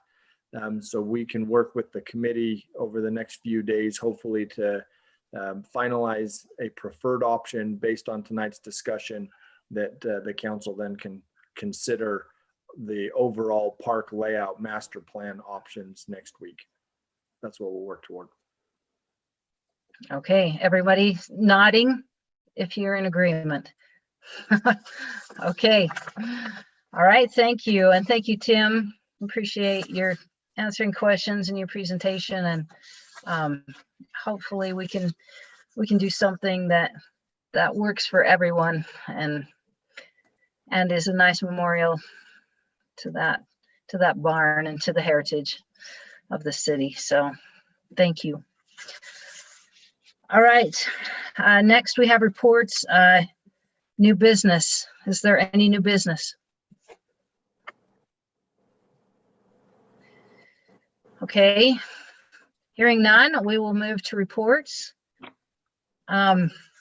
Just wanted to give you an update on the landfill, because there are a lot of residents in South Weber who get the smells at their homes and such. And I asked Nathan Rich, the executive director, for kind of an update on calendar of what would be happening in the next couple of years. He says the landfill has begun transferring a substantial amount of residential waste from the landfill through the new transfer station. The goal remains to divert all residential waste to the transfer station early next year. This will have a long-term positive impact on odors by removing a lot of the organic material from the landfill. The next stage of final cover will be placed next summer, likely during August of 2021. This will again improve gas collection, odor control, and visual impact to South Weber from phase 5 of the landfill, which is the one next to South Weber. It will be very similar to the last closure on the outside slope of the landfill above South Weber. The landfill anticipates filling one additional lift of waste above the final cover, which should take about 1 year. At that point in time, they will cover the top of phase 5 with a plastic temporary cover to control water infiltration and odors. Current projection is August of 2022. That temporary cover will be tied back into very near the end of the life of the landfill. Could be 10 or more years depending on how much waste they divert to the regional landfill. So they'll move to the opposite side of the landfill when they've completed that top portion in 2022, and they'll be as far away from us as possible. The landfill will be connecting 5 new gas collection lines to the system that were installed under the last lift or layer of waste in phase 5. Now that they are fully covered, they can begin to apply some vacuum to them, which should reduce odors in the short term. So there is a silver lining, an end to the tunnel, and even now they're moving further away from South Weber as the slope moves up. And so just wanted to give that update to everyone. Councilwoman Alberts, did you have a comment Yeah, or question? I just had a question. After the landfills is time's done, do they Mhm. have plans for reclamation, or do they have anything like that looking at? You know, the transfer station will continue to be used up there. They will still transfer waste, but and I haven't heard of any plans. So I've heard talk of a golf course or park amenities, something when the final cover is on, but I don't think there's anything even close to set in stone at this time for that. So, all right. Thank you. Okay, let's begin with Councilman Halverson.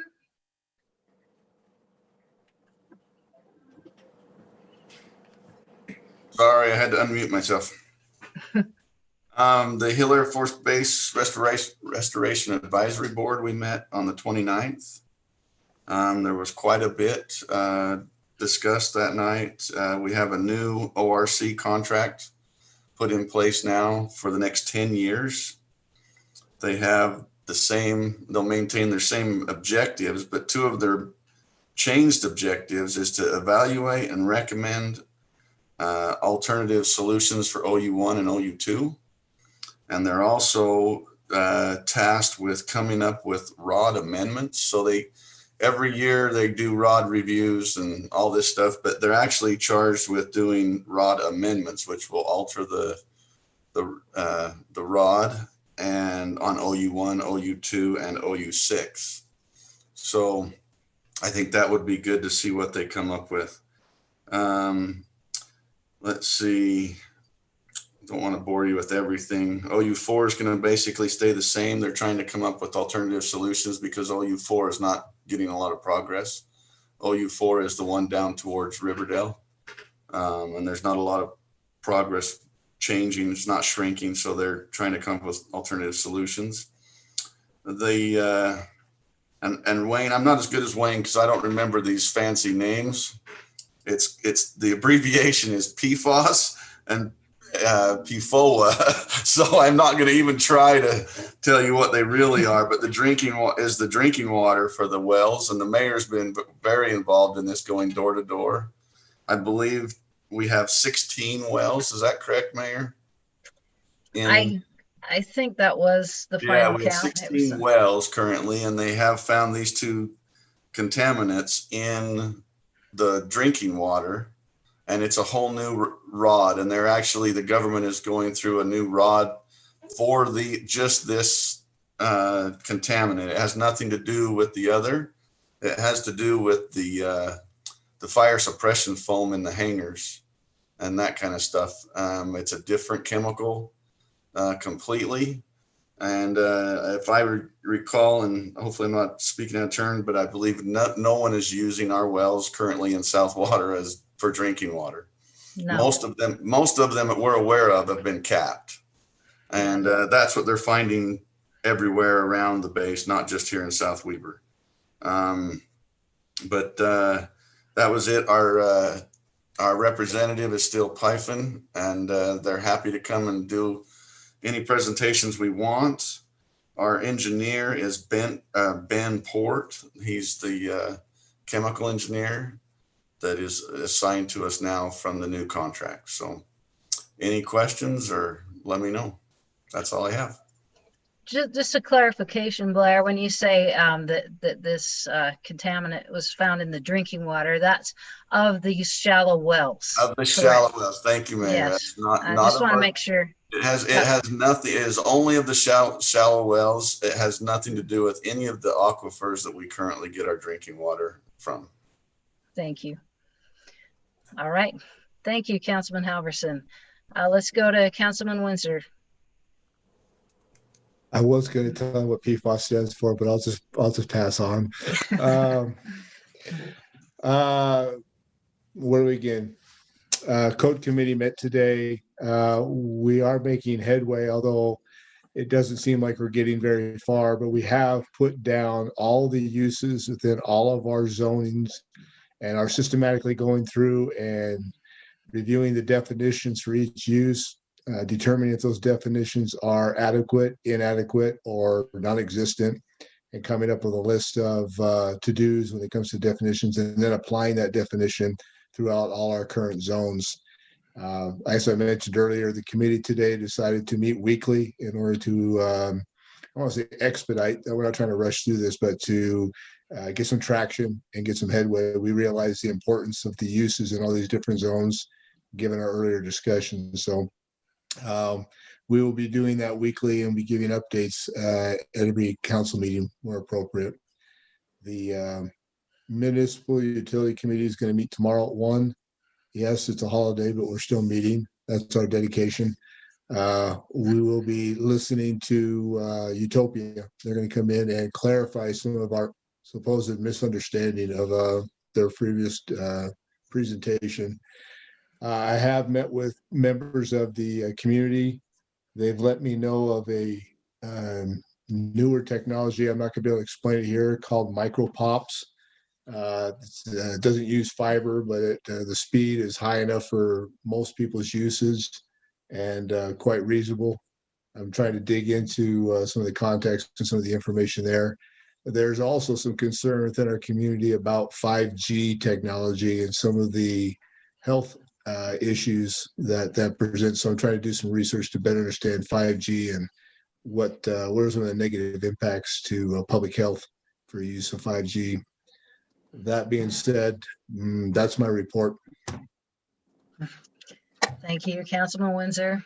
I'm wondering if we should have the code committee have a Saturday retreat or something and just meet all day and knock it out. But for right now, we're planning on once a week. So we'll see how we that need goes. a week's retreat. One day's not going to do it. Yeah. Yeah, you're right. Okay. All right. Thank you. I think a week's retreat in St. George at this time of year would be preferable. Can I get a second on that? Haley, you second? Second. I'll third it. Who else wants to be on our committee now? All right. Thank you, Wayne. Councilman Soderquist. I have no new updates for the committee today. Okay. Thank you. Councilwoman Petty. We discussed all of the Parks Committee earlier, but as far as the Youth City Council goes, we had scheduled our retreat and that has since been postponed. So we will let you know, but the Youth City Council has been in full force doing our Light Up South Weaver campaign to share a gratitude, especially during this hard year for everybody. So I would encourage everyone to go on and social media and share the hashtag Light Up South Weaver. And then our Youth City Council will count that as a note of gratitude, and that will be displayed at City Hall, represented by lights. Great. Thank you. Dave, did you have a comment?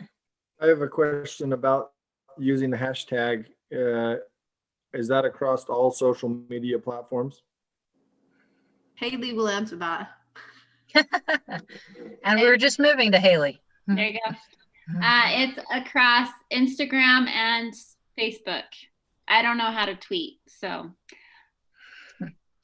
But if you're not on Instagram or Facebook, you can also, they have a box at City Hall and they're checking that. Just to piggyback on what Angie said, they made a goal to get 100 gratitude by yesterday, right? It was yesterday, Monday. And I think they got actually about 500. So we get 5 strands of lights that Mark Larson gets to put up, because they were going to put them up together, but with the governor's orders, we can't do that now. So Mark gets to put them up. So that's great. Great numbers. They're doing awesome. So make sure if you don't have social media, hop on down to City Hall and drop a couple things in their box. They're pretty excited about it. And there's already paper in there for you. Yes. Great. Okay. Thank you. Anything else, Councilwoman Alberts? Yeah, the PR committee met. We mostly talked about our website. So some good news is we were able to kind of find a different route to go. We had budgeted, I believe it was $25,000 to our budget for revitalizing. What is that called?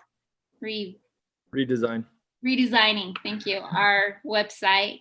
But we were able to kind of look into some different options, and we're waiting on 2 more RFPs, but we're looking between 3,000 to 6,000. It'll allow us to own our content and manage our content, which we can't quite do right now. And just allows us a lot more customization, a lot more flexibility, and at a lot lower cost. So that is forthcoming. Okay, great, thank you. All right, Dave, did you have anything? I have nothing more to report, no. Brandon, I don't have anything. Jamie, Nothing here. Michelle, No, or Lisa? we'd just like to say Happy Veterans Day. Oh, thank you. All right. Okay, then if there's no other, any more reports, I will now entertain a motion to go into a closed session held pursuant to the provision of UCA section 52-4-2051D to discuss the purchase, exchange, or lease of real property. We also have a need to discuss an item involving pending or reasonably imminent litigation. If the one making the motion could include that, that would be per UCA section 52-4-2051C. Do I have a motion? So moved. Okay, Councilman Soderquist, do I have a second? Second. Councilman Windsor, all in favor, say aye. Aye. Any opposed? Okay, we will now move into closed session.